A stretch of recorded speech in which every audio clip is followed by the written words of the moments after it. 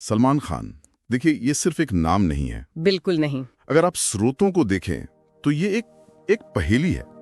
एक तरफ एक ऐसा सुपरस्टार जिसकी मुस्कान पर करोड़ों लोग जान छिड़कते हैं, और दूसरी तरफ एक ऐसा इंसान जिसका गुस्सा और विवाद हमेशा हमेशा सुर्खियों में रहते हैं।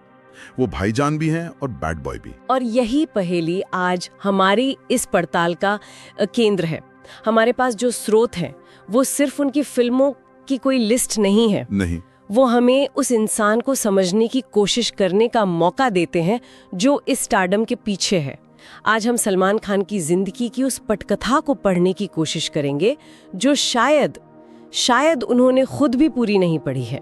तो मतलब हमारा मिशन साफ है, फिल्मों के चमकते पर्दे के पार जाकर सलमान खान नाम के इस इमोशन को, इस भावना को समझने की कोशिश करना। हाँ, उनके बचपन से लेकर आज तक के सफर में उन सवालों के जवाब ढूंढना जो हमेशा पूछे तो जाते हैं पर जिनका जवाब कभी साफ साफ नहीं मिलता। चलिए तो शुरू करते। चलिए इस सफर की शुरुआत करते हैं इंदौर की उन गलियों से जहां एक कहानी शुरू हुई। तो कहानी शुरू होती है 27 दिसंबर 1965 इंदौर से। हाँ। पिता सलीम खान जो हिंदी सिनेमा के सबसे बड़े नामों में से एक हैं, और माँ सलमा खान। स्रोतों में उनके बचपन के बारे में जो बातें मिलती हैं वो काफी दिलचस्प हैं। कहते हैं कि बहुत शरारती थे। हाँ, थोड़े बागी तेवर वाले। और इसी शरारत के बीच एक किस्सा है जो उनके भविष्य की क्या कहते हैं एक झलक देता है। अच्छा। उनके एक टीचर ने सलीम खान साहब से कहा था, ये पढ़ाई में औसत है लेकिन इसके अंदर कुछ चमक है, ये बच्चा अलग है। अब ये जो चमक शब्द है ना, ये बहुत मायने रखता है। सही बात है। ये सिर्फ एक टीचर की ऑब्जर्वेशन नहीं थी, ये शायद उस करिश्मे की पहली पहचान थी जो आगे चलकर पूरे देश को अपनी गिरफ्त में लेने वाला था। लेकिन ये बात तो हैरान करती है, अगर टीचर ने वो चमक इतनी जल्दी देख ली थी तो फिर हिंदी फिल्म इंडस्ट्री को उसे पहचानने में इतना वक्त क्यों लगा? बिल्कुल, क्योंकि शुरुआती दिनों के बारे में जो जानकारी मिलती है वो तो बिल्कुल उल्टी है। उन्हें तो ये कहकर रिजेक्ट कर दिया गया था कि ये हीरो मटेरियल नहीं है। और यहीं से उनके संघर्ष की कहानी शुरू होती है। आज ये सोचना भी अजीब लगता है, पर तब इंडस्ट्री के पैमाने वो अलग थे। उन्हें 1988 में बीवी हो तो ऐसी में एक छोटा सा रोल मिला। हाँ, जो लगभग भुला दिया गया। बिल्कुल, फिल्म आई और चली गई। लेकिन एक दुबला पतला मासूम चेहरे वाला लड़का वो लोगों के दिमाग में कहीं अटक गया। वो कौन था ये किसी को नहीं पता था, पर उसमें कुछ था जो ध्यान खींच रहा था। हाँ, और फिर एक साल बाद 1989 में सूरज बरजात्या ने उस चेहरे पर दाव लगाया। मैंने प्यार किया रिलीज हुई, और उस फिल्म ने क्या किया ये तो आप। प्रेम नाम का वो किरदार, दोस्ती का वो जुनून, प्यार की वो मासूमियत, रातों रात सलमान खान हर घर के हीरो बन गए। और वो फ्रेंड लिखी हुई टोपी, अरे वो तो एक नेशनल यूनिफॉर्म बन गई थी। वो एक ऐसा लॉन्च था जैसा शायद ही किसी को मिला हो। लेकिन यहाँ एक बात समझना जरूरी है, मैंने प्यार किया कि सफलता सिर्फ कहानियां गानों की नहीं थी। नहीं, वो सलमान की शख्सियत की सफलता थी। वो जो पर्दे पर दिख रहे थे, थोड़ा शर्मीला, थोड़ा अकड़ू, लेकिन दिल का सच्चा दोस्त। लोगों को लगा कि ये एक्टिंग नहीं है, ये लड़का असल में ऐसा ही है। हाँ, मतलब किरदार और असलियत के बीच की जो लाइन थी वो धुंधली होने लगी। मैंने प्यार किया के बाद तो जैसे उन्होंने पीछे मुड़ के देखा ही नहीं। 90s का दशक तो पूरी तरह से सलमान का था। बिल्कुल, हम आपके हैं कौन, करण अर्जुन, जुड़वा, हम दिल दे चुके सनम, हाँ। फिल्मों की एक लंबी लाइन है। लेकिन यहाँ एक पैटर्न दिखता है, जैसा हमारे स्रोत इशारा करते हैं। क्या? कहानी कोई भी हो, हीरोइन कोई भी हो, पर्दे पर राज सलमान का ही होता था। ये एक बहुत ही दिलचस्प मोड़ था हिंदी सिनेमा में, जहां अमिताभ बच्चन की एंग्री यंग मैन वाली छवि उनके किरदारों से जुड़ी थी, जैसे विजय। वहीं सलमान की छवि उनके अपने व्यक्तित्व से जुड़ गई। वो शरारती, दिलदार, थोड़ा बागी। सही बात है। दर्शक समीर या राजा को देखने नहीं आते थे, वो सलमान को समीर का किरदार निभाते देखने आते थे। मतलब स्टार की असल जिंदगी की परछाई पर्दे पर ज्यादा भारी बढ़ने लगी थी। बिल्कुल, उनकी शर्ट उतारने की आदत हो या उनका वो ब्रेसलेट, वो किरदार का हिस्सा नहीं, सलमान का हिस्सा होता था जो किरदार में आ जाता था। और शायद जब किसी की असल जिंदगी की परछाई इतनी बड़ी हो जाए तो पर्दे के बाहर की दुनिया उसे और ज्यादा कुरेदने लगती है। हाँ, क्योंकि 90 के दशक के अंत तक पहुंचते पहुंचते उनकी फिल्मों से ज्यादा चर्चा उनके निजी जीवन की होने लगी थी। स्टारडम का एक स्याह पहलू सामने आ रहा था। बिल्कुल, और ये पहलू बहुत जटिल था। काला हिरन मामला, 2002 का hit and run case, industry के लोगों से झगड़े, एक के बाद एक विवादों की झड़ी लग गई। हाँ, ये वो दौर था जब सलमान खान की खबरें फिल्म मैगजीन से ज्यादा अखबारों के पहले पन्ने पर छपती थीं। और इन सब के बीच ऐश्वर्या राय के साथ उनका वो बेहद चर्चित और तूफानी रिश्ता, जो एक दुखद मोड़ पर खत्म हुआ। वो एक ऐसा दौर था जहां प्यार, गुस्सा, सफलता और नाकामी सब आपस में बुरी तरह उलझ गए थे। यहाँ एक सवाल मेरे मन में आता है, इतने बड़े कानूनी पचड़े, मीडिया ट्रायल, निजी जीवन में इतनी उथल पुथल, कोई और होता तो शायद टूट जाता। सच में करियर खत्म हो जाता। लेकिन सलमान खान न सिर्फ टिके रहे बल्कि और मजबूत होकर उभरे। ऐसा कैसे हुआ? क्या सिर्फ उनका वो फाइटर वाला स्वभाव ही इसकी वजह थी? नहीं, सिर्फ स्वभाव नहीं, इसमें कई परतें हैं। एक तो जैसा हमने कहा, पर्दे पर उनकी एक दिलवाला वाली छवि बन चुकी थी, जो गलतियां कर सकता है पर दिल का बुरा नहीं है। और उनके फैंस ने उस छवि को कसकर पकड़ लिया। बिल्कुल। लेकिन एक और बड़ा फैक्टर था जिस पर स्रोत इशारा करते हैं, वो था उनके पिता सलीम खान की इंडस्ट्री में विरासत और उनके परिवार का सपोर्ट सिस्टम। एक सुरक्षा कवच की तरह। हाँ, शायद वो एक ऐसा सुरक्षा कवच था जो किसी बाहरी व्यक्ति को उस दौर में नहीं मिलता। इन विवादों ने उनकी छवि को गहरा नुकसान पहुंचाया, इसमें कोई शक नहीं, लेकिन उनके स्टारडम की नींव को हिला नहीं पाया। और शायद इसी दौर में जब उनकी छवि पर सबसे ज्यादा दाग लग रहे थे, उन्होंने एक ऐसा कदम उठाया जिसने पूरी कहानी का रुख ही मोड़ दिया। आप बीइंग ह्यूमन की बात कर रही हैं? हाँ, मैं बीइंग ह्यूमन की ही बात कर रहा हूँ। हाँ, बीइंग ह्यूमन ये सिर्फ एक टी शर्ट पर लिखा हुआ स्लोगन नहीं है। 2007 में इस फाउंडेशन की शुरुआत हुई। स्रोत बताते हैं कि ये एक ऐसा चैरिटी संगठन है जिसने पर्दे के पीछे चुपचाप हजारों लाखों लोगों की जिंदगी बदली है। बच्चों के दिल के ऑपरेशन से लेकर गांवों में शिक्षा और स्वास्थ्य सुविधाओं तक। और खास बात यह है कि ये काम हमेशा पब्लिसिटी से दूर रहकर किया गया। और यही चीज उनके व्यक्तित्व की उस पहेली को और गहरा करती है जिसके बारे में हम बात कर रहे थे। मतलब एक तरफ अखबारों में उनके गुस्से और विवादों की कहानियां, और दूसरी तरफ ऐसी खामोश दरियादिली। यहीं आके कंफ्यूजन होता है, एक ही आदमी के ये दो चेहरे कैसे हो सकते हैं? स्रोतों में एक किस्सा मिलता है जो उनके इस पहलू को बहुत खूबसूरती से दिखाता है। क्या? एक फैन था, उसकी बहन की शादी थी और वो बेचारा पैसों की तंगी की वजह से पूरी तरह टूट चुका था। किसी तरह ये बात सलमान तक पहुंची।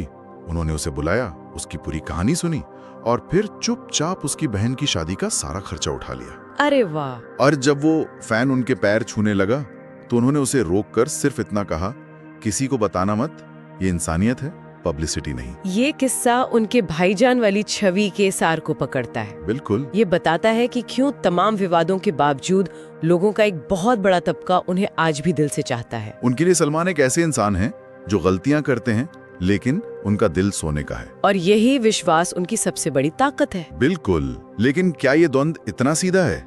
स्रोत इस पर भी इशारा करते हैं कि बीइंग ह्यूमन की इस साफ सुथरी छवि ने उनके कानूनी विवादों के दौरान एक सॉफ्ट कुशन का भी काम किया। अच्छा। जब भी उनकी नेगेटिव पब्लिसिटी होती, बीइंग ह्यूमन का अच्छा काम एक तरह से बैलेंस बना देता था। तो सवाल ये है कि क्या ये सिर्फ दरियादिली है या एक बहुत ही स्मार्ट ब्रांड मैनेजमेंट भी? ये एक बहुत जरूरी सवाल है और इसका जवाब शायद हाँ और ना के बीच में कहीं है। हो सकता है। हो सकता है कि शुरुआत नेक नियति से हुई हो और बाद में टीम ने इसके ब्रांडिंग वाले पहलू को समझा हो। सच तो यह है कि सेलिब्रिटी की दुनिया में कोई भी चीज ब्लैक एंड व्हाइट नहीं होती। सही बात है। लेकिन नतीजा ये है कि इस पहल ने लोगों की मदद भी की और सलमान की छवि को एक नई जिंदगी भी दी। और शायद यही वो वजह थी कि जब 2000 के दशक के मध्य में उनका करियर ढलान पर था तो वापसी के लिए उनके पास एक मजबूत जमीन तैयार थी। और वो वापसी भी क्या जबरदस्त थी। 2009 में प्रभु देवा की फिल्म आई वांटेड। उस वक्त तक एक्शन फिल्मों का दौर लगभग खत्म माना जा रहा था, लेकिन वांटेड ने सब कुछ बदल दिया। बिल्कुल। उस फिल्म ने सलमान खान को एक रियल मास सुपरस्टार के तौर पर फिर से स्थापित किया। वो एक ऐसी फिल्म थी जो सिंगल स्क्रीन ऑडियंस के लिए बनी थी, लेकिन मल्टीप्लेक्स में भी चल गई। और उसका एक डायलॉग, एक बार जो मैंने कमिटमेंट कर दी उसके बाद तो मैं अपने आप की भी नहीं सुनता। नहीं, ये सलमान खान का तकिया कलाम बन गया। ये उनकी असल जिंदगी की अक्खड़ और जिद्दी वाली छवि का प्रतीक बन गया, जिसे उनके फैंस पसंद करते हैं। वांटेड के बाद तो एक नया दौर शुरू हुआ। दबंग में चुलबुल पांडे का किरदार तो एक आइकॉन बन गया। बिल्कुल।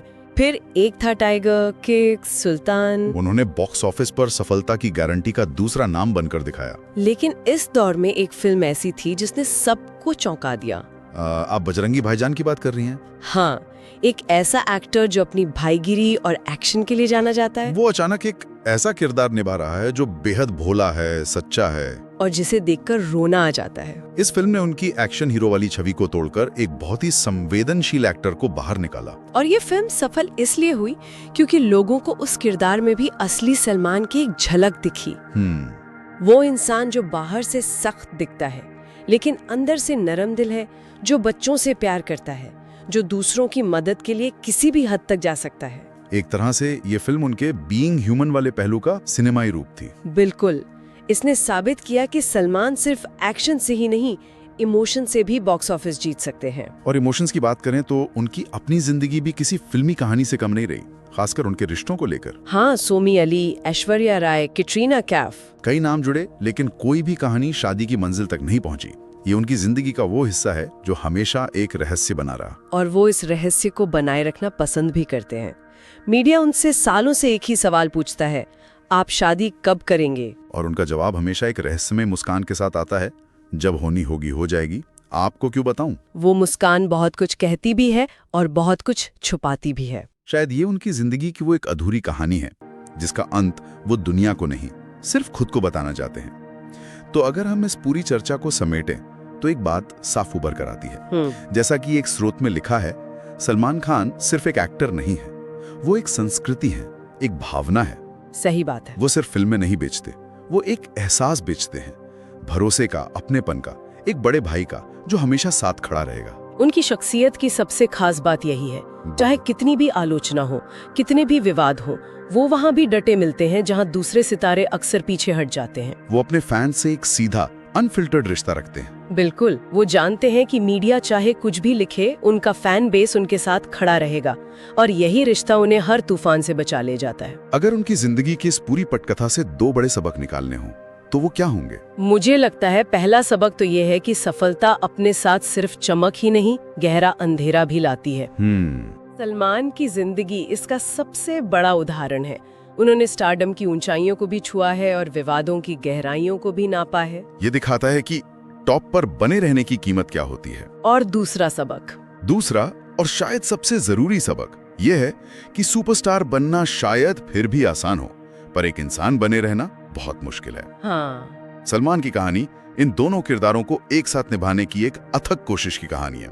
कभी वो इसमें बुरी तरह असफल होते हैं और कभी इतनी खामोशी से सफल होते हैं कि दुनिया को पता भी नहीं चलता। उनकी पूरी जिंदगी इसी कश्मकश का नाम है। तो सलमान खान की जिंदगी के ये उतार चढ़ाव, उनकी सफलताएं, उनके विवाद, उनकी दरियादिली और उनके अधूरे रिश्ते, ये वाकई एक ऐसी कहानी है जिसमें एक पूरी हिंदी फिल्म के सारे मसाले मौजूद हैं। और हजारों विवादों और अनगिनत हिट फिल्मों के बाद भी ऐसा लगता है कि कहानी का क्लाइमैक्स अभी बाकी है। बिल्कुल, वो आज भी इंडस्ट्री के सबसे बड़े सितारों में से एक है। उनकी एक झलक पाने के लिए आज भी उनके घर के बाहर हजारों की भीड़ खड़ी रहती है। वो एक पहेली थे और आज भी एक पहेली है। लेकिन शायद हर कहानी का अंत जानना जरूरी भी नहीं होता। कुछ कहानियां अपने रहस्यों की वजह से ही जिंदा रहती हैं। तो हम सुनने वालों के लिए एक अंतिम विचार छोड़कर जाते हैं। सलमान खान की कहानी सिर्फ एक सुपरस्टार के बनने और बने रहने की कहानी नहीं है। नहीं, ये इस बात की भी कहानी है कि कैसे एक इंसान अपनी बनाई हुई और दूसरों की बनाई हुई छवियों के बीच अपनी असलियत ढूंढने की कोशिश करता है। और असली सवाल शायद ये नहीं है कि भाईजान कभी शादी करेंगे या नहीं। असली सवाल क्या है फिर? असली सवाल ये है कि पर्दे का प्रेम, असल जिंदगी का सलमान और लोगों का भाईजान, इन सब किरदारों के बीच असली इंसान कौन है? शायद इसका जवाब खुद सलमान खान भी ढूंढ रहे हैं। और जब तक वो ये ढूंढ रहे हैं, तब तक ये कहानी चलती रहेगी।